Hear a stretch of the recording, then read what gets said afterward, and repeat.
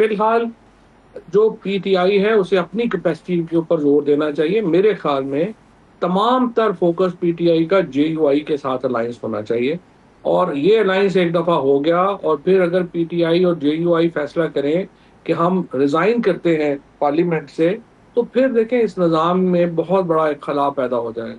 ठीक है। लेकिन आपको तहरीक के लिए भी और आपको पार्लियामान में स्ट्रेटजी के लिए भी हम्म। मौलाना फजलुर रहमान अपने राइट साइड के ऊपर चाहिए। अगर आप उनको फिलहाल मेरी नज़र में, अगर आप उनको अपने साथ रख सकते हैं, आप शॉर्ट टर्म में गेम्स हैं आपके, अगर आप नहीं रख सकते तो फिर आप जो मर्जी कर लें। चौधरी साहब, दर्जनों मरतबा तो मौलाना फजलुर रहमान साहब के ड्राइंग रूम में बैठ के पाकिस्तान तहरीक इंसाफ के लोग आए हैं, दर्जनों मरतबा। तो क्यों नहीं मौलाना साहब के साथ कोई अलायंस आगे बढ़ पाता या कोई उनकी बातचीत आगे नहीं बढ़ती? 100% अलायंस ना होने की जिम्मेदारी पीटीआई की। जब आपने पहले कहा कि हम नून लीग और पीपल्स पार्टी से बात नहीं करेंगे और जेयूआई से करेंगे, फिर आपने देखा कि आप टीवी ऑन करेंगे कि ये बैठे हुए हैं सारे पीपल्स पार्टी, नून लीग, और वो अपने साथियों के साथ बैठे हुए हैं, ये अकेले बैठे हुए हैं। फिर चीफ जस्टिस पाकिस्तान लेटर लिखते हैं कि जी आप आए, ये सारे 1 मिनट नहीं लगाते वकील, ये सारे जो हैं फिर पहुंच जाते हैं। तो देखिए मौलाना फजल रहमान भी एनजीओ नहीं चला रहे, वो भी पॉलिटिकल पार्टी चला रहे हैं। सो उनका भी ये एक उनके भी तहफुजात हैं तरीके इंसाफ को लेके। हम्म। ये लीडरशिप जो है, मुझे खुद उन्होंने कहा कि ये अंडर 19 की लीडरशिप है, ये नहीं कर सकती। इसीलिए खान साहब को मेरी रिक्वेस्ट तो होगी कि वो आरफ अलवी, असद कैसर, शाह महमूद कुरैशी, बाकी जो लोग हैं उनसे मशवरा कर लें, मुराद से, असद से, मुराद साहब से, असद कैसर से, हम्म। बाकी लोगों से, हमाद अजहर से, असलम इकबाल साहब वगैरह से, और एक कॉम्प्रिहेंसिव स्ट्रेटजी जो है वो बना के लाएं। अदरवाइज तो देखें इसका कोई फायदा नहीं है। ठीक है। अभी अभी अभी चौधरी साहब, आप अक्सर बेशतर मौजूदा लीडरशिप के ऊपर ज़रा तनकीद करते हैं, लेकिन मैं आपका कल का स्टेटमेंट भी देख रही थी, उसमें आप ये कह रहे थे कि इमरान खान साहब की, चूंकि ये सारा मामला ही इमरान खान साहब की रिहाई का, कि किस तरह से रिहाई उनकी मुमकिन होगी, तब पीटीआई के बारे में सोचा जाएगा। खान साहब के बारे में आपने कहा कि उनकी रिहाई वकला के जरिए नहीं होगी, सियासतदानों को मौका देना चाहिए। तो मतलब आप ये कह रहे हैं कि इमरान खान साहब के ऊपर जो 188 से ज़्यादा मुकदमात हैं, उनकी नौयत जो है वो सियासी है, उसमें लीगली कोई एक नुक्ता भी शामिल नहीं जाली है। जाली केसेस है ना, वो तो हर एक को ही पता है, मुझे भी पता है, आपको भी पता है, पूरे पाकिस्तान को पता है। एक भी कानूनी केस तो नहीं है ना, सारे जाली केस हैं। अच्छा, तो फिर इन्हें वजीर आजम साहब के साथ बैठ नहीं जाना चाहिए, बातचीत नहीं करनी चाहिए अगर सियासी सौ नोयत नहीं है? फीसद 100% बैठना चाहिए, 100% बातचीत करनी चाहिए। लेकिन देखिए पीटीआई को अकेले नहीं बैठना चाहिए, अपोजिशन को साथ लेके बैठना चाहिए। आप जीडीए को साथ बैठाएं, आप मौलाना को साथ बैठाएं, आप जमात इस्लामी को साथ बैठाएं, आप फकान अब्बासी साहब को साथ बैठाएं। उससे देखिए आपका वजन बढ़ेगा। जब आप इतने ये लोग इस साइड के ऊपर टेबल पे होंगे, हुकूमत के लिए मुश्किल हो जाएगा उनको इनकार करना।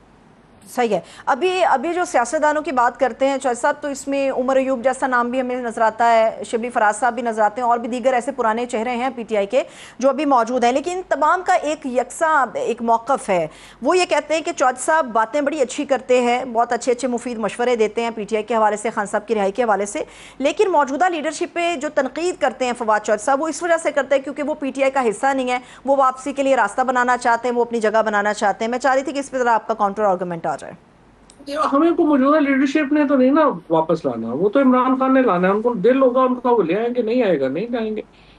इनकी तो बेचारों का नहीं ना कोई ये लेवल तो नहीं है कि ये मुझे कोई शामिल करेंगे या बाहर करेंगे। जाहिर है इनका लेवल तो नहीं है ना, वो तो हम जाने और खान साहब जाने। सही है। अच्छा चौधरी साहब, मुझे ये भी बताएं, एक चीज़ जो बहुत ज़्यादा इंपॉर्टेंट है मखसूस नशिस्तों के बाद, वो ये है कि आप मुझसे ज़्यादा बाखबर हैं। पाकिस्तान तहरीक इंसाफ के अरकान के हवाले से बात चल रही है, क्योंकि ये वाज़ेह ऑर्डर है कि 9 अगस्त तक फ़ैसला होना चाहिए जो मिलिट्री से रिलेटेड केसेस हैं 9 मई के हवाले से। उसमें कहा जा रहा है कि इन केस, बल्कि ये मुसद्दक़ा ही समझ लें, क्योंकि दावे हो रहे हैं कि पीटीआई के बहुत सारे लोग जो हैं वो नाअहल हो जाएंगे, फारिग हो जाएंगे। अगर ऐसा हो जाता है तो फिर पीटीआई की हैसियत को आप किस तरह से देखते हैं? एक प्रेशर ग्रुप देखेंगे या एक पॉलिटिकल पार्टी ही समझेंगे आप उसे?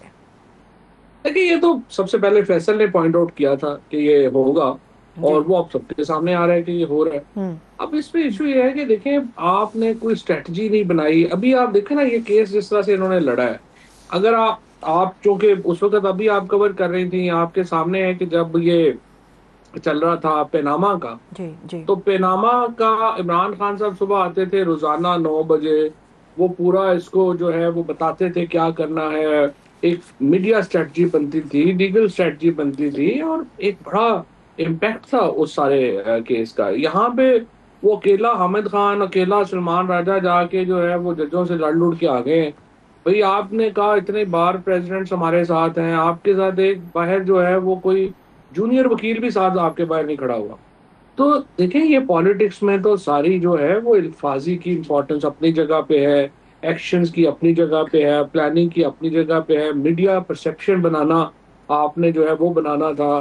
तो अनफॉर्चुनेटली इनको कुछ पता नहीं है, ये तो बिल्कुल नोविसेस हैं, पॉलिटिकल नोविसेस हैं, इनको कुछ पता नहीं। ये जो आपने परसेप्शन की बात की जज साहब, तो परसेप्शन तो एक ये भी है कि इमरान खान साहब माइनस हो गए हैं, परसेप्शन तो ये भी चल रहा है। ये तो ऐसे ही हलीमा बीबी ने कह दिया बात, वो तो चले को मास्टर ऑफ वर्ड्स नहीं है। माइनस मतलब किससे माइनस होना है आपके ख्याल में? पीटीआई जो है वो वोट उसका है या इमरान खान का वोट है? आज इमरान खान जमात इस्लामी के हेड होंगे, सारा वोट उधर होगा, वो आईपीपी के हेड हो गए, उधर होगा। पीटीआई ऑलरेडी माइनस हो चुकी है। तो पीटीआई में ये जो सारे लोग अभी आपको नजर आ रहे हैं, ये क्या काउंसलर भी बन सकते हैं इमरान खान के बगैर? तो इमरान खान कैसे माइनस होंगे? लोग इमरान खान के साथ है, और तो वो बंदा जिसके साथ लोग हैं वो कैसे माइनस हो? लेकिन जो फैसले चौधरी साहब हो रहे हैं वो तो इमरान खान साहब की मर्जी के बगैर हो रहे हैं। इन फैसलों का क्या है? ये 6 महीने, 8 महीने, साल हो जाएगा, तो इससे ज्यादा कैसे? देखिए ना, जिस हुकूमत की लेजिटिमेसी नहीं है, जिस सिस्टम की बुनियाद नहीं है, वो कितनी देर चल जाएगा? एक एक आखिरी सवाल, फिर मुझे ब्रेक की तरफ जाना है। चौधरी साहब मुझे ये बताइएगा, ये जो सवात का बहुत बड़ा इंसिडेंट हो गया और हर दिल दुख से भरा हुआ है इस वक्त पाकिस्तान में, हर शहरी जो सवात के मामलात को देख रहा है वो तकलीफ़ के अंदर है। आज अता तारड़ साहब ने, जो वफाकी वज़ीर इत्तलात हैं, उन्होंने कहा है, और गवर्नर KPK ने भी कहा है, उन्होंने कहा है कि जी इस्तीफ़ा जो है अली अमीन गंडापुर साहब को फ़ौरन देना चाहिए इसके ऊपर। तो आप भी समझते हैं कि इस इस्तीफ़े की जगह जो है वो अली अमीन गंडापुर साहब का नाम होना चाहिए था? नहीं, गल में इस बात के ऊपर तो शायद हादसा तो कहीं पे भी हो सकता है, बाकी सूबों में, पंजाब में, सिंध में क्या हालात हैं आपके सामने ही है। ये तो सूबाई एक स्ट्रक्चरल इशू है। सूबों में कोई जो है वो नहीं है, ये सलाहियत ही नहीं है कि वो सर्विसेज दे सकें।